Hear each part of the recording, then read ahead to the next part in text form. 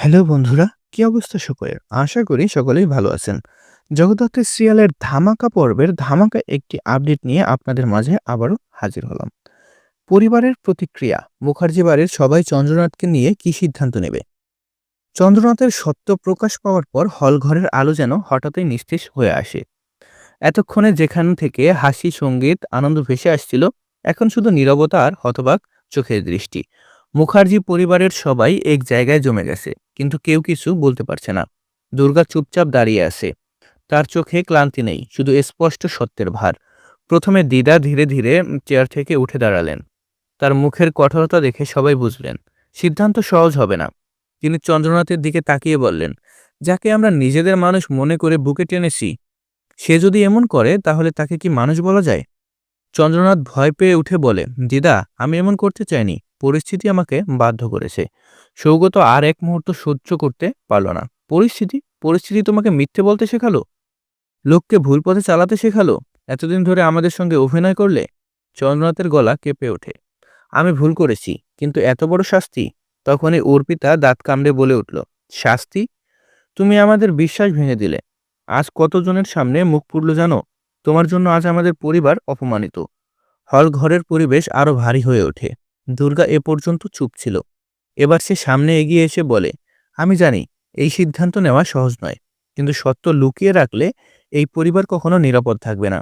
চন্দ্রনাথ যা করেছে তা শুধু ভুল নয়, এটা ছিল পরিকল্পিত।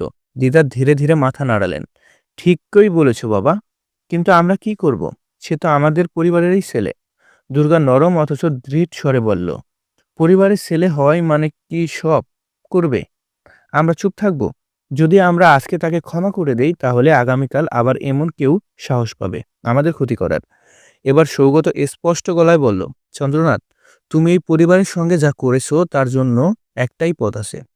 তুমি আর এই বাড়ির ভেতরে থাকবে না। চন্দ্রনাথ যেন বজ্রাঘাতে থমকে গেল।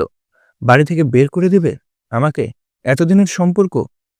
অর্পিতা চোখ মুছে বলল, সম্পর্ক ভেঙেছ তুমি নিজেই, আমরা নই। দিদা চোখ নামিয়ে বললেন, তুমি এখানে থাকলে এই বাড়িতে অশান্তি ছাড়া আর কিছুই থাকবে না। তাই আজ থেকে তুমি নিজের মতো চলবে। মুখার্জি বাড়ি তোমাকে আর গ্রহণ করতে পারবে না। এক মুহূর্তে সব শেষ হয়ে যায় চন্দ্রনাথের জন্য। তার পায়ের নিচে মাটি নেই, চোখে জল, কিন্তু কেউ এগিয়ে আসে না। অতিথিরা একে একে দূরে সরে যায়। পরিবারের লোকেরা চুপচাপ দাঁড়িয়ে থাকে, যেন ন্যায় বিচার হয়ে গেছে। শুধু দুর্গা একবার বলে, সত্য যতই দেরিতে আসুক, শেষ পর্যন্ত জয় ওরই হয়। আজ পরিবারের জন্য আমরা কঠিন সিদ্ধান্ত নিয়েছি, কিন্তু সঠিক সিদ্ধান্ত নিয়েছি।